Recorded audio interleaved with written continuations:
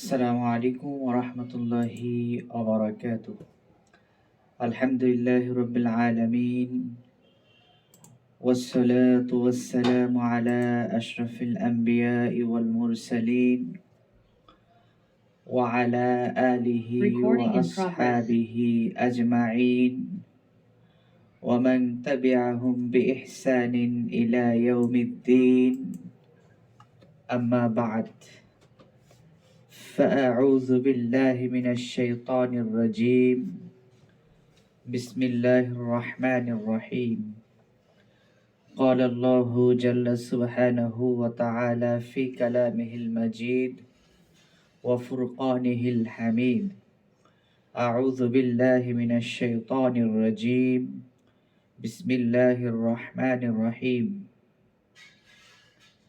يا أيها الذين آمنوا أقيموا الصلاة وآتوا الزكاة واركعوا مع الراكعين.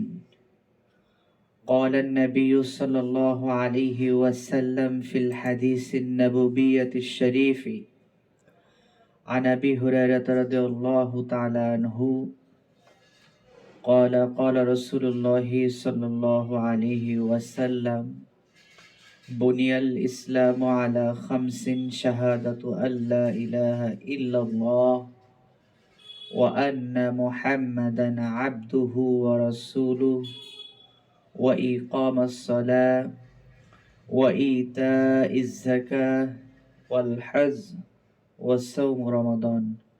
بارك الله لنا ولكم في القرآن الكريم ونفعنا لكم بالآيات والذكر الحكيم. بسم الله الرحمن الرحيم. সকলে একটু মনে মনে দরুদ পড়ি।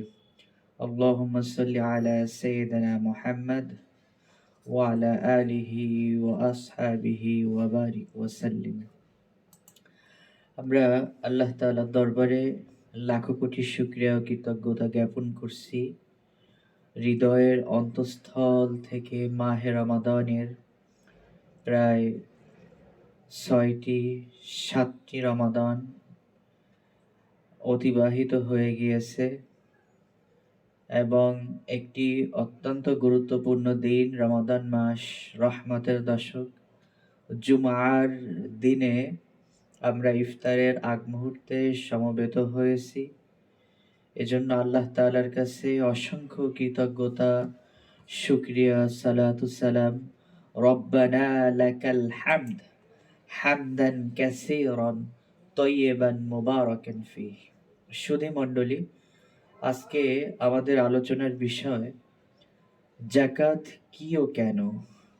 ইসলামের একটি মৌলিক বিধান হচ্ছে যাকাত।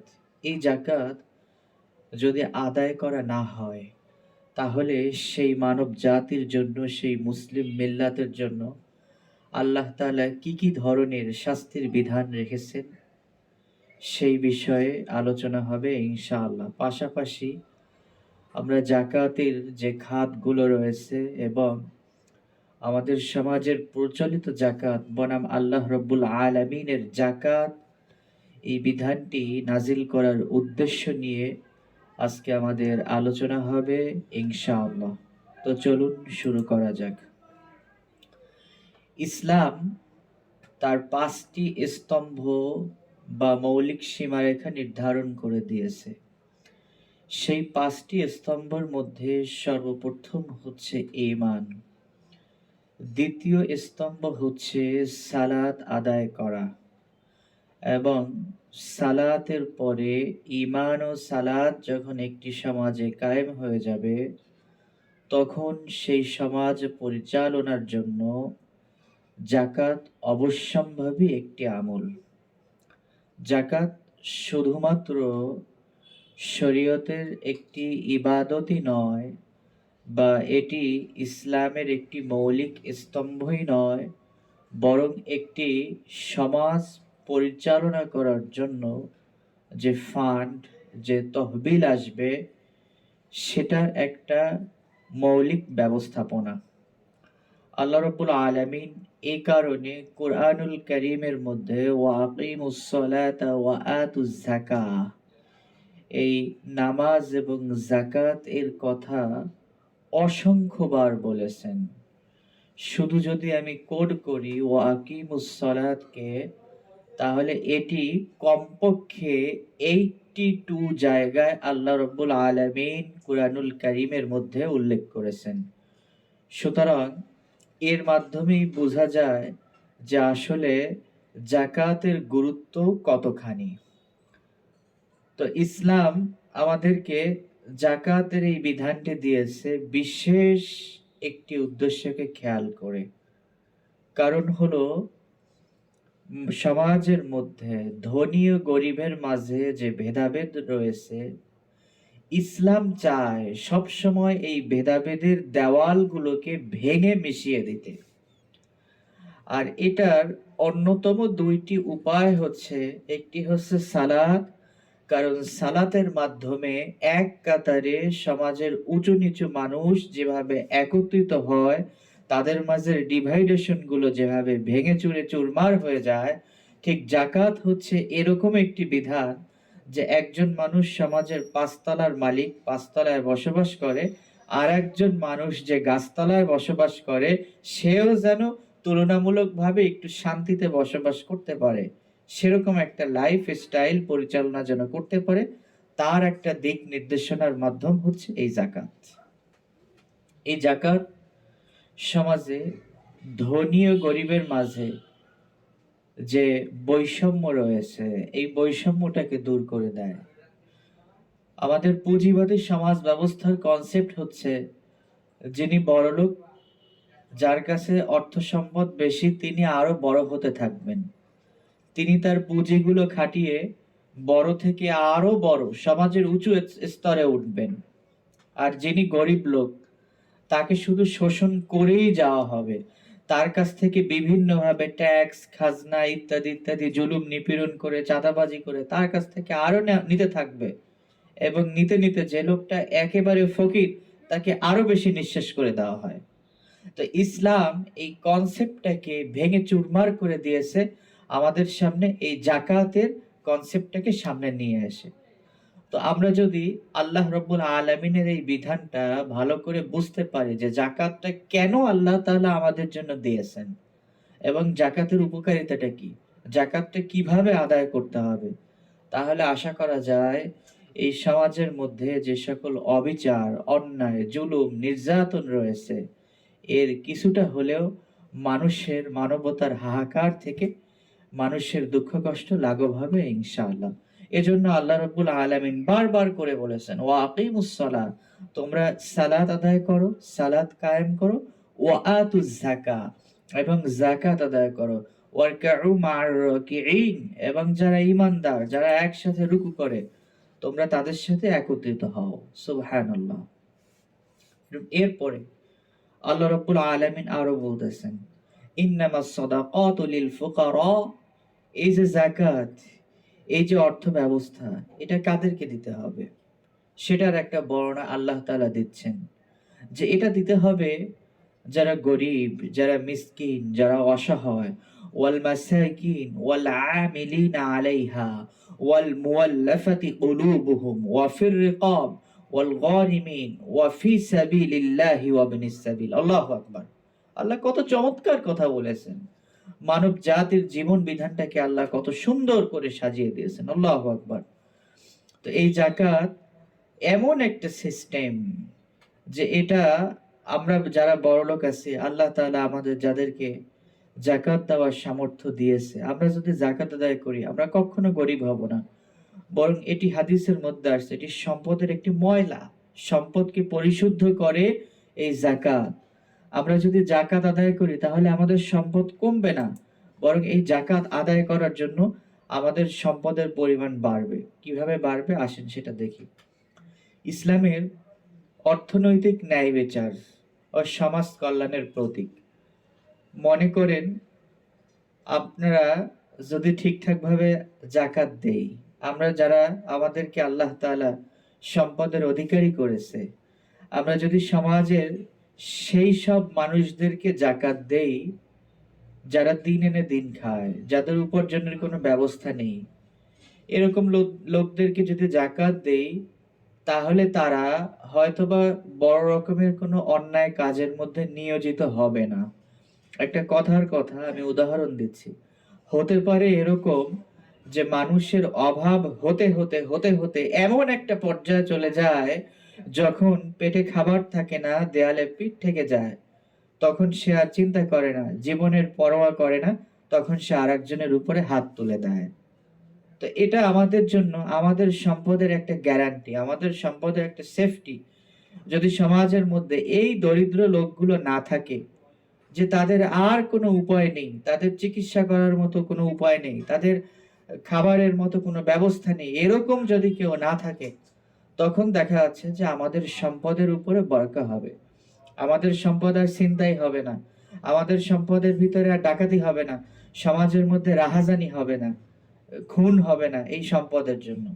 তো এজন্য জাকাত হচ্ছে ইসলামের অর্থনৈতিক ন্যায় বিচার এবং সমাজ কল্যাণের একটি বিশেষ প্রতীক। জাকাত, এটির কথা আমি আগেই বলেছি যে এটি এক ধরনের পবিত্রতা। আপনি যখন জাকাত আদায় করবেন, তখন শুধুমাত্র আপনার সম্পদের যে পবিত্রতা অর্জন হবে সেটা নয়, বরং আপনার মানসিক শান্তিও চলে আসবে। আপনার চিন্তা চেতনার মধ্যে, আপনার অন্তরের ভিতরে একটা আলাদা রকম প্রশান্তি পাবেন। আল্লাহ তাআলার পক্ষ থেকে একটি রাহমা এবং বারাকাহ নাজিল হবে। অনেকে প্রশ্ন করে, অনেকে বলে, হুজুর আমি গত বছর জাকাত দিয়েছি বা আমি তার আগের বছর জাকাত দিয়েছি, আমি কি প্রতি বছর জাকাত দিব? প্রতি বছর যদি জাকাত দিতে থাকি তাহলে তো আমার সম্পদ কমে যাবে। তো ১০০ টাকা ২৫ টাকা হারে এটা তো অনেক বেশি। আসলে না ভাই, এটা কখনো এটা বেশি নয়। আল্লাহ রাব্বুল আলামিন আমাদের জন্য একটি ইনসাফের ব্যবস্থা করেছেন, একটি সাম্যের ব্যবস্থা করেছেন, একটি ভারসাম্যের ব্যবস্থা করেছেন। আপনার কাছে ওই ২৫ টাকা দেওয়ার পরে যে ৯৭.৫ টাকা থাকবে, আপনি সেটাকে বিভিন্ন মাধ্যমে খাটাতে পারেন। আপনি ব্যবসার কাজে লাগাতে পারেন বা আপনি অন্য কোনো কাজে লাগাতে পারেন। এর মাধ্যমে আল্লাহ তাআলা আপনাকে আরো বেশি বারাকা দিবেন এবং আরো আপনার সেই সম্পদটা বাড়বে। আর যে ভাইয়ের কিছুই নাই, তার তো কোনো কিছুই থাকলো না। সুতরাং আপনি যদি তাকে আপনার সেই সম্পদ দিয়ে, কিছু দিয়ে তাকে যদি প্রতিষ্ঠিত করেন, তাহলে যেমনিভাবে আপনার সম্পদ পরিশুদ্ধ হবে, তেমনিভাবে আপনি মানসিক শান্তি পাবেন। প্রকারান্তরে এটি আপনার জন্য একটি ইবাদত, আপনি অফুরন্ত সওয়াবের অধিকারী হবেন। পাশাপাশি সমাজের একটি ইকোনমিক ব্যালেন্স চলে আসবে ইনশাআল্লাহ। জাকাতের উপকারিতা কি কি? ১ নম্বর উপকারিতা যদি বলতে যাই, এটি সরাসরি সমাজের মধ্যে দারিদ্রতাকে দূর করে। আমাদের সমাজের মধ্যে ডিভাইডেশনকে সম্পূর্ণভাবে ভেঙে চুরমার করে দেয়। সমাজের সম্পদের সুষম বন্টন করে। ধনী ও গরিবের মাঝে সম্পদের একটা ইকুয়াল সিস্টেমের ভিতরে চলে আসে। একটা বাস্তু সংস্থানের মধ্যে নিয়ে আসে এবং আমাদের আত্মার পবিত্রতা হয় এবং আমাদের মাঝে বরকত, রহমত, কল্যাণ নাজিল হয় এবং পরস্পর সমাজের মাঝে একটা ইউনিটি এবং কল্যাণ সৃষ্টি হয়। আপনি যদি আপনার ৫ জন দরিদ্র ভাইকে উপকার না করেন, তাহলে সমাজের একটা প্রয়োজনে, একটা গুরুত্বপূর্ণ কাজে আমরা সেই ৫ জন লোককে পাবো না। তারা তো অনাহারে অর্ধাহারে থাকবে, তারা তো খেতেই পাবে না। সুতরাং তাদেরকে দিয়ে আমরা কি করে সমাজ গঠন করব? সুতরাং সমাজ যদি গঠন করতে হয়, তাহলে অবশ্যই আমাদের ধনী ও দরিদ্রের মাঝে যে ডিভাইডেশনটা আছে, এটা অবশ্যই ভেঙে ফেলতে হবে। আর এই ভেঙে ফেলার একমাত্র উপায় হচ্ছে যাকাত। এজন্য আল্লাহ রাব্বুল আলামিন যে শুধুমাত্র যাকাতের বিধান দিয়েছেন তাই নয়, বরং যাকাত যদি কেউ না আদায় করে, যদি কোনো কমিউনিটি, যদি কোনো মুসলিম জনবসতি যাকাত না দেয়, তাদের জন্য পানিশমেন্টের বিধানও দিয়ে দিয়েছেন। কি সেটা? সেটা আমরা জানব। ১ নম্বর, কুরআনুল কারীমের মধ্যে ১০ নাম্বার পারায় সূরা আত-তাওবাহ। এই সূরাটি সম্পর্কে আমরা সকলেই জানি। এই সূরাটি কুরআন মাজিদের মধ্যে এমন একটি সূরা যেই সূরাটিতে আল্লাহ তাআলা বিসমিল্লাহ এটি নাজিল করেননি, এবং এই সূরাটি তেলাওয়াত করার সময় আমরা বিসমিল্লাহ পাঠ করি না বা বিসমিল্লাহ পড়তে হয় না। এটা সুন্নাত। কেন এটা? এটার মধ্যে একটা গূঢ় রহস্য রয়েছে। সেটা হলো, এই সূরার মধ্যে মোস্ট সিগনিফিকেন্ট কয়েকটা ঘটনা বর্ণনা করা আছে। তার মধ্যে প্রথমেই একটি ঘটনা এরকম এসেছে যে যাকাত না আদায় করার জন্য একটি কঠিন শাস্তির কথা আল্লাহ রাব্বুল আলামিন বলে দিয়েছেন। মদিনাতে একজন দরিদ্র সাহাবী, অত্যন্ত দরিদ্র সাহাবী, তার এক জোড়া মাত্র পরনের কাপড় ছিল, এবং তিনি এত দরিদ্র ছিলেন যে কাপড়টা দিয়ে, তার ওই এক জোড়া কাপড় দিয়ে সম্পূর্ণ শরীর ঢেকে রাখা যেত না। এই কারণে তিনি তার গৃহের ভিতরে একটি গর্ত করেন, এবং গর্ত করে নামাজের সময় হলে স্ত্রীর কাছ থেকে কাপড় নিয়ে সালাত আদায় করতে যেতেন। আবার তিনি বাসায় ফিরে ওই কাপড় দুইখানা স্ত্রীকে দিতেন, এবং স্ত্রী সেটা পরে সালাত আদায় করত। এটা সহিহ হাদিসের ঘটনা, সহিহ হাদিসের বর্ণনা। তো ওই সাহাবী, তিনি নবী সাল্লাল্লাহু আলাইহি ওয়াসাল্লাম সালাম ফিরানোর সাথে সাথে তিনি দ্রুত বাসায় চলে যান। তো একদিন নবী করিম সাল্লাল্লাহু আলাইহি ওয়াসাল্লাম জিজ্ঞেস করলেন যে, হে আল্লাহর বান্দা, তোমার কি হলো? কেন তুমি সালাতের শেষে দ্রুত বাসায় চলে যাও? তখন ওই সাহাবী নবী করিম সাল্লাল্লাহু আলাইহি ওয়াসাল্লামের সামনে কেঁদে ফেলে এবং বলে, ইয়া রাসূলুল্লাহ, আল্লাহ তাআলা আমাকে এত দরিদ্র করেছেন যে আমার পরার মতো কোনো এক্সট্রা কাপড়ও নাই। আমি আমার স্ত্রীকে পরিধান করাবো এরকম কোনো অতিরিক্ত কাপড়ও আমার কাছে নাই। আমি বাসায় যাব এবং এই কাপড় আমার স্ত্রীকে দিলে এরপরে সে তার সতর ঢেকে সালাত আদায় করবে। তো এই কথা শুনে নবী সাল্লাল্লাহু আলাইহি ওয়াসাল্লাম বিমর্ষ হয়ে গেলেন। এক পর্যায়ে সেই সাহাবী নবী করিম সাল্লাল্লাহু আলাইহি ওয়াসাল্লামকে বলতে লাগলেন, ইয়া রাসূলুল্লাহ, আপনি একটু আমার জন্য দোয়া করেন। আল্লাহ তাআলা যেন আমার সম্পদের ভিতরে বারাকা দান করে। আল্লাহ তাআলা যেন আমাকে এই দারিদ্রতার ভিতর থেকে উত্তরণ করে। তো নবীজি সাল্লাল্লাহু আলাইহি ওয়াসাল্লাম তার জন্য দোয়া করে দিলেন এবং বললেন যে, আমি তোমার জন্য দোয়া করে দিলাম, এবং একটা কথা মনে রাখবে, যখনই আল্লাহ তাআলা তোমাকে সম্পদশালী করবে তখনই তুমি এই সম্পদের শুকরিয়া আদায় করবে। কিভাবে আদায় করবে? তখন নবী সাল্লাল্লাহু আলাইহি ওয়াসাল্লাম বললেন, যাকাত আদায়ের মাধ্যমে। তো কিছুদিন পরে ওই সাহাবীকে নবীজি সাল্লাল্লাহু আলাইহি ওয়াসাল্লামের পক্ষ থেকে এক জোড়া বকরি উপহার দেওয়া হলো। আল্লাহ তাআলার কি মহিমা! ওই এক জোড়া বকরি থেকে এত পরিমাণ, জি না, কোনো কারণে থেমে গেছিল। জি, একটু আবার বলবেন? আচ্ছা, আচ্ছা, জি। লাস্ট ৩০ সেকেন্ড শুনতে পাইনি আরকি। আচ্ছা, আচ্ছা, জি, জি। ওই সাহাবী যখন নবীজি সাল্লাল্লাহু আলাইহি ওয়াসাল্লামের কাছে রাহমা এবং বারাকা এর জন্য দোয়া চাইলেন, নবীজি সাল্লাল্লাহু আলাইহি ওয়াসাল্লাম তাকে, তার জন্য আল্লাহ তাআলার কাছে দোয়া করলেন, এবং তাকে সাহাবীদের পক্ষ থেকে এক জোড়া বকরি উপহার দেওয়া হলো, বকরি ছাগল। কিছুদিনের মধ্যে ওই বকরি থেকে আল্লাহ রাব্বুল আলামিনের ইচ্ছায় তার বরকতের মাধ্যমে, প্রোডাকশনের মাধ্যমে উম বেড়ে যাওয়া শুরু করলো, এবং দেখা গেল ২ বছরের মধ্যে সে বেশ কিছু বকরির মালিক হয়ে গেল, এবং সেটা সে বিক্রি করে, সেই বকরির পাল বিক্রি করে সে এবার উট কিনলো, এবং উট কেনার পরে সেই উট থেকে তার প্রোডাকশনের মাধ্যমে অতি দ্রুত আল্লাহ তাআলা তার ভাগ্যের চাকা ফিরিয়ে দিলেন। এইবার তিনি নবী করিম সাল্লাল্লাহু আলাইহি ওয়াসাল্লামের কাছে অনুমতি চাইলেন, ইয়া রাসূলুল্লাহ, আমি একটু মসজিদে নববীর কাছ থেকে দূরে সরে যেতে চাই। কারণ আমার এই আস্তাবল, উট, বকরি এগুলো চারণ ভূমির জন্য, এগুলো লালন পালনের জন্য একটু জায়গা দরকার। তো নবী সাল্লাল্লাহু আলাইহি ওয়াসাল্লাম তাকে অনুমতি দিলেন। তিনি একটু দূরে সরে গেলেন। এভাবে করে কিছুদিন যায়, আর তার গৃহপালিত পশুর সংখ্যা বাড়তে থাকে আর নবীর কাছে অনুমতি চান, ইয়া রাসূলুল্লাহ আমি কি আরেকটু দূরে যেতে পারি, আরেকটু দূরে যেতে পারি, আরেকটু দূরে যেতে পারি। আল্লাহর কি মহিমা, একটা পর্যায়ে সে এত দূরে চলে গেল মদিনার উপকণ্ঠে, যে যেই লোক একসময় 5 ওয়াক্ত সালাত মসজিদে নববীতে রাসূলের পিছনে আদায় করত, কিন্তু দেখা গেল সে ফজর এবং এশার সালাত কাজা করতে শুরু করে দিয়েছে। দূরত্বের কারণে সে আসে না। কিছুদিন এভাবে চলে গেল।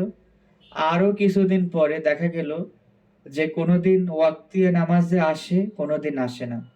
তো এক পর্যায়ে নবীজি সাল্লাল্লাহু আলাইহি ওয়াসাল্লাম এবার তার কাছে যাকাত আদায় করার জন্য পাঠালেন, যে ও আল্লাহর বান্দা, তুমি তো অনেক এখন পশুর মালিক হয়ে গেছো, এবার তুমি আল্লাহ তাআলার শুকরিয়া আদায় করো এবং যাকাত দাও। তো মাঝখানে ঘটনা আরো একটু লম্বা, আমি সংক্ষেপে বলছি। তো যখন তার কাছে যাকাত চাইতে যাওয়া হলো, সাহাবীদেরকে সে ফেরত দিয়ে পাঠালো, বললো যে আজকে না, আমি পরে দিব, অমুক দিন হিসাব নিকাশ করে পরে দিব। নবীজি সাল্লাল্লাহু আলাইহি ওয়াসাল্লাম আবার সাহাবীদেরকে পাঠান, এবং ওই সাহাবী তিনি নবীজি সাল্লাল্লাহু আলাইহি ওয়াসাল্লামকে এরকম আবার বলেন যে না, আজকে না অমুক দিন, আজকে না অমুক দিন। এভাবে করে কয়েকবার ঘোরানোর পরে যখন হিসাব করে দেখলো যে আমি যদি যাকাত দিয়ে দেই তাহলে তো আমার এই কয়টা বকরি, এই কয়টা উট কমে যাবে, তো তখন সে এক পর্যায়ে যাকাতকে অস্বীকার করে। তো এই যাকাত অস্বীকার করার কারণে আল্লাহ রাব্বুল আলামিন একটি শাস্তি পাঠিয়ে দেন, এবং তার যে ফসলের ভূমি ছিল এবং তার যে আস্তাবল ছিল, সবগুলো এক রাতে আগুন লেগে ধ্বংস হয়ে যায়, নিঃশেষ হয়ে যায়। এবং এটার কিছু বর্ণনা আল্লাহ তাআলা সূরাতুল ওয়াকিআর মধ্যেও দিয়েছেন। তো এই যে আল্লাহ রাব্বুল আলামিন যে একটি পানিশমেন্ট দিলেন, একটি শাস্তি দিলেন, এই শাস্তির ঘোষণা সূরাতুত তাওবার মধ্যে দেওয়ার কারণে আল্লাহ তাআলা এই সূরাতুত তাওবায় বিসমিল্লাহ নাজিল করেননি। তো যাকাত আদায় না করার শাস্তি এত কঠিন, এত কঠিন, যেটা কল্পনাতীত। আমরা হয়তো চিন্তা করছি যে জাকাত আদায় করলে হয়তো আমার টাকা থেকে 10,000 টাকা কমে যাচ্ছে বা 20,000 টাকা কমে যাচ্ছে। বিশ্বাস করি ভাই, আমরা আজকে এটা চিন্তা করতেছি, কিন্তু রাস্তাঘাটে এমন একটা দুর্ঘটনা হয়ে যাবে, হয়তো যেখানে 20,000 টাকা আমার জাকাতে লাগতো সেখানে হয়তো 50,000 টাকা চলে যাবে। তো এজন্য জাকাত অবশ্যই আদায় করতে হবে। জাকাত যখন আদায় না করে, হাদিসের মধ্যে আসছে, তার সম্পদের বরকত কমে যায়। বন্যার স্রোত যেভাবে সবকিছু ভাসিয়ে নিয়ে যায়, ঠিক তেমনি ভাবে এমন ভাবে তার উপরে বিপদ আপদ নাজিল হতে থাকে যে তার সম্পদ খরচ হতে থাকে, খরচ হতে থাকে, চলে যেতে থাকে। শুধু তাই নয়, এটা তো দুনিয়ার শাস্তি, আর কিয়ামতের দিন আল্লাহ রাব্বুল আলামিন এটার জন্য আরো কঠিন শাস্তির ঘোষণা দিয়েছেন। নবী করিম সাল্লাল্লাহু আলাইহি ওয়াসাল্লাম বলেছেন, কিয়ামতের দিন এই যাকাতের যে সম্পদগুলো থাকবে, যে ব্যক্তি যাকাত আদায় করবে না, তার গলায় এই যাকাতের সম্পদগুলো লটকে দেওয়া হবে, এবং বড় বড় সাপ বিচ্ছুর আকারে তারা দংশন করতে থাকবে আর বলতে থাকবে, আনা কানজুকা আনা মালুকা, আনা কানজুকা আনা মালুকা, আমি হচ্ছি তোমার সম্পদ যেটা তুমি দুনিয়াতে আদায় করনি, সুতরাং তুমি এখন এই শাস্তির স্বাদ আস্বাদন করো। নাউযুবিল্লাহি মিন যালিক। তো এজন্য যাকাত অবশ্যই আদায় করতে হবে।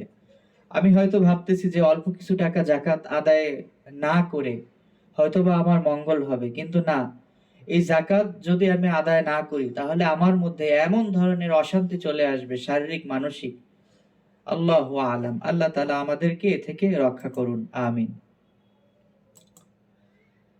প্রচলিত যাকাত বনাম আল্লাহ তাআলার যাকাতের বিধান দেওয়ার উদ্দেশ্য। আসুন এটা কি, এটা একটু বোঝার চেষ্টা করি। আমরা অনেক ভাই যাকাত আদায় করি, মাশাআল্লাহ, এটি অত্যন্ত ভালো কাজ। কিন্তু সমস্যা হচ্ছে, আমরা যাকাত আদায় করি হয়তোবা 500 পিস শাড়ি, 300 পিস লুঙ্গি আর 100 পিস টুপি। এটা যেদিন এটার মাধ্যমে আমরা যাকাত আদায় করি এবং বলে দেই, ঘোষণা দিয়ে দেই পেপার পত্রিকায়, মিডিয়ার মাধ্যমে, অমুক দিন অমুক সাহেব অমুক স্থানে যাকাত আদায় করা হবে। তো দেখা যাচ্ছে যে 500 জনকে জাকাত দেওয়ার অ্যারেঞ্জমেন্টের জন্য সেখানে 5000 লোকের একটা ক্রাউড সৃষ্টি হয় এবং অনেক সময় পদপিষ্ট হয়ে 2 4 5 জন লোক মারাও যায়। এবং এই যে জাকাতটা দিলাম, এই যে শাড়ি, এই যে লুঙ্গি, এই যে টুপি, এটা দিয়ে সে সর্বোচ্চ 15 দিন, 1 মাস বা 2 মাস পড়তে পারে।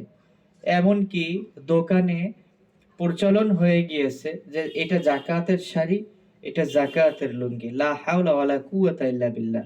এবং সেটার কোয়ালিটি এত খারাপ যেটা বর্ণনার বাহিরে। আসলে আল্লাহ তাআলা কি এই উদ্দেশ্যে আমাদের জাকাত দিয়েছিল যে আমরা বছর শেষে 500 পিস শাড়ি আর 200 পিস লুঙ্গি বিতরণ করব? আল্লাহ রাব্বুল আলামিনের উদ্দেশ্য ছিল এটাই যে সমাজের মধ্যে 5 জন লোক যে দরিদ্র আছে, এই দরিদ্র লোকগুলো জাকাতের মাধ্যমে আগামী বছর তারা যেন আর জাকাতের হকদার না থাকে। এটাই হচ্ছে ইসলামের উদ্দেশ্য, এটাই হচ্ছে ইসলামের কনসেপ্ট। আপনি জাকাতটা দিবেন এমন ভাবে যে এমন একটা লোককে দেন বা তাকে এমন একটা কাজ করে দেন, হয়তোবা একটা উপার্জনের সিস্টেম করে দেন, তাকে উপার্জনের জন্য কোনো একটা ভেহিকেল আপনি করে দিলেন, ছোট্ট একটা দোকান করে দিলেন বা ছোট্ট একটা অ্যাসেট করে দিলেন যেটার মাধ্যমে সে ইনকাম করতে পারবে। এবং বিইজনিল্লাহ সে যেন ওইটার মাধ্যমে জাকাতের সে যেন হকদার না হয়ে বরং সে সাহেবে নিসাব হয়ে যায়। এটাই হচ্ছে আল্লাহ তাআলার উদ্দেশ্য। সে যেন জাকাত দিতে পারে, এরকম পরিমাণ সম্পদের মালদার হয়ে যায়। এটাই হচ্ছে জাকাতের উদ্দেশ্য। তো আমাদেরকে এই বিষয়টাতে খুব গভীরভাবে খেয়াল রাখতে হবে। জাকাত আদায় করব ইনশাআল্লাহ, কিন্তু সেই জাকাতটা যেন নবীজি সাল্লাল্লাহু আলাইহি ওয়াসাল্লামের সুন্নত মোতাবেক হয়, দেখানোর উদ্দেশ্যে না হয়। যদি দেখানো হয় তাহলে সেটি 1 নম্বরে রিয়া হয়ে যাবে, অহংকার হয়ে যাবে, তাকাব্বুরি হয়ে যাবে এবং এর জন্য জাকাত আদায় তো হবেই না, বরং তার জন্য আমাদেরকে গুনাহগার হতে হবে। তো জাকাত আদায় করার জন্য শর্ত কি কি আছে? 1 নাম্বার, ব্যক্তির জন্য শর্ত। নাম্বার 1, তাকে মুসলিম হতে হবে। এটা কেন উল্লেখ করা হয়? কারণ হলো একটি কান্ট্রিতে জাকাত আদায় করার জন্য একমাত্র হকদার হচ্ছে সেখানের গভর্নমেন্ট বা মুসলিম অথরিটি বা কর্তৃপক্ষ। যদি কেউ মুসলিম অথরিটি বা মুসলিম গভর্নমেন্ট যদি না থাকে, সেটি যদি মুসলিম স্টেট না হয়, তাহলে তাকে ব্যক্তিগতভাবে জাকাত আদায় করতে হবে। আর যদি সেটা মুসলিম কমিউনিটি হয়, যদি সরকার প্রধানের পক্ষ থেকে সেন্ট্রাল জাকাত ম্যানেজমেন্টের ব্যবস্থা থাকে, তাহলে জাকাত আদায়ের জন্য শর্ত হচ্ছে মুসলিম হওয়া।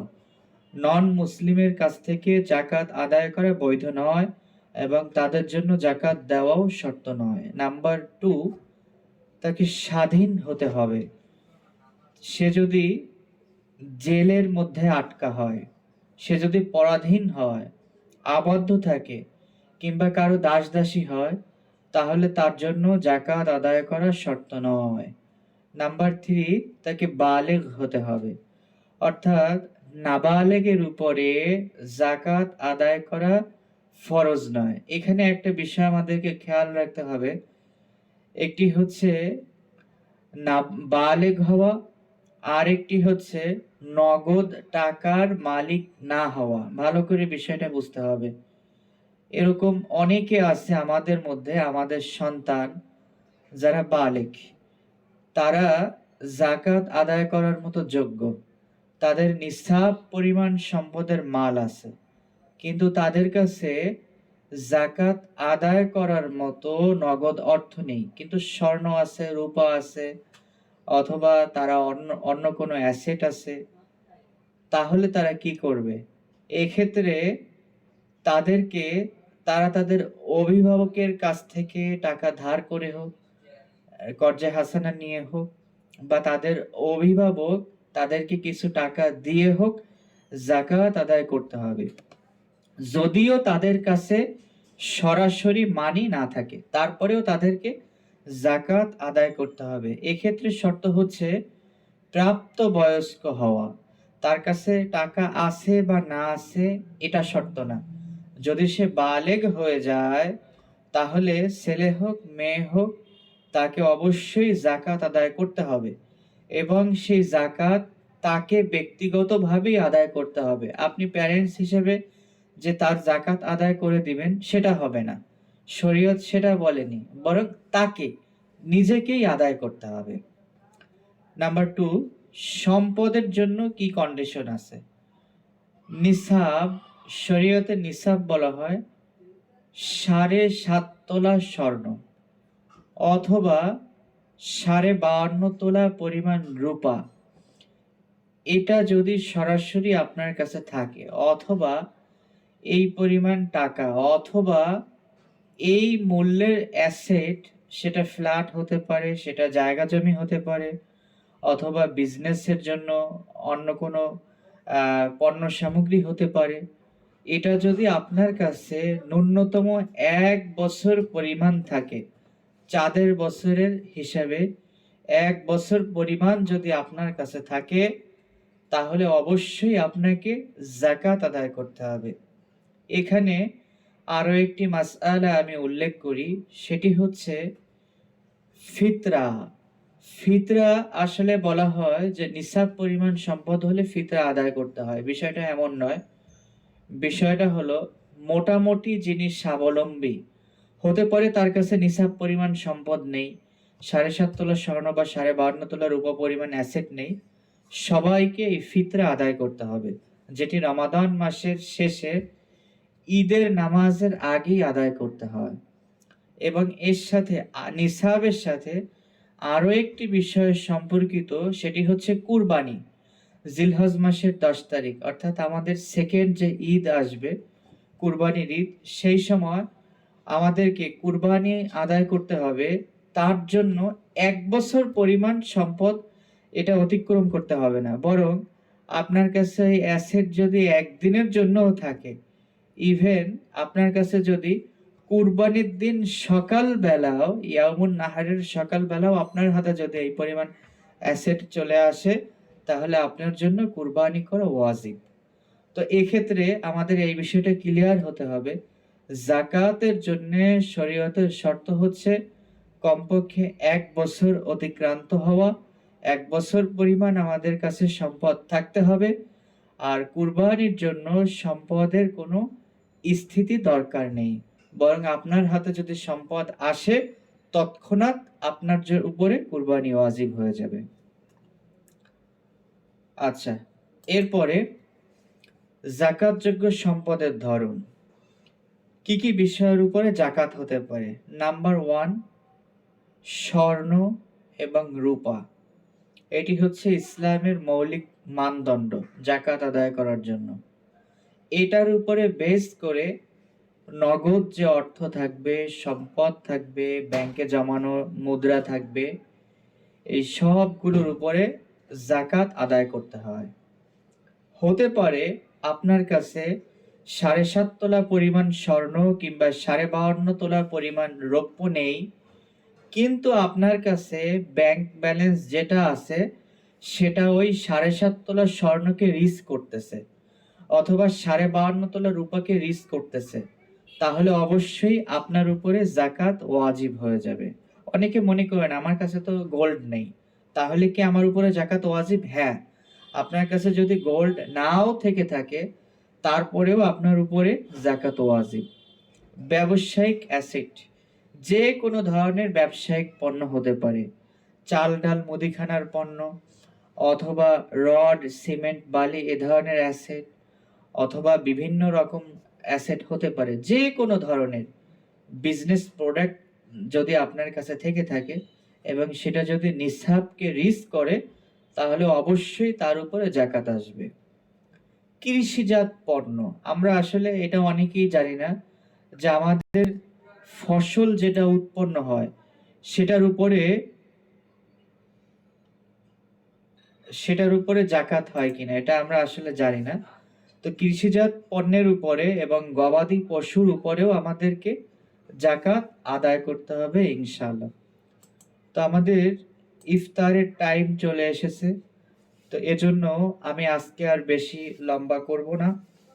আগামী ক্লাসে জাকাত কিভাবে ডিস্ট্রিবিউশন করতে হবে এবং কেন এই জাকাতের যে ৮ টি খাত আছে, এই ৮ টি খাতেই কেন জাকাত দিতে হবে? এর বাইরে কেন জাকাত দিলে হবে না?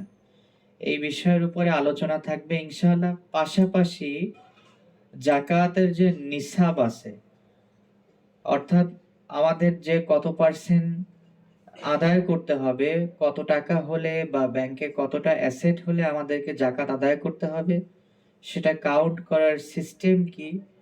এই বিষয়ে আমরা আগামী সেশনে বিস্তারিত আলোচনা করব ইনশাআল্লাহ। এবং আপনাদের জাকাত বিষয়ে যত কোয়েশ্চেন থাকবে সেটা ইনশাআল্লাহ আমাকে ইনবক্স করতে পারেন, অথবা আপনারা গ্রুপেও কোয়েশ্চেন করতে পারেন। সরাসরি আপনাদের সম্পদের পরিমাণ উল্লেখ করার দরকার নেই। আপনারা এভাবে বলতে পারেন যে এত, এত পরিমাণ স্বর্ণ, এত, এত পরিমাণ রূপা এবং এত, এত পরিমাণ অ্যাসেট আছে। এটার উপরে কিভাবে জাকাত হবে? এরকম করে আপনাদের যেকোনো রকম কোয়েশ্চেন আপনারা আগামী সেশনে করতে পারেন ইনশাআল্লাহ। ওয়া মা তাওফিকি ইল্লা বিল্লাহ। শুকরান জাজিলান। আসসালামু আলাইকুম ওয়া রাহমাতুল্লাহি ওয়া বারাকাতুহু। আল্লাহু হাফিজুন আলাইকুম। Recording stopped. জাযাকাল্লাহ খাইরান। অনেক সুন্দরভাবে আপনি প্রেজেন্ট করলেন। আমরা জানতে পারলাম। তো ইনশাআল্লাহ আপনি যদি অনুমতি দেন তাহলে আমরা সূরা আল আসর পড়ে শেষ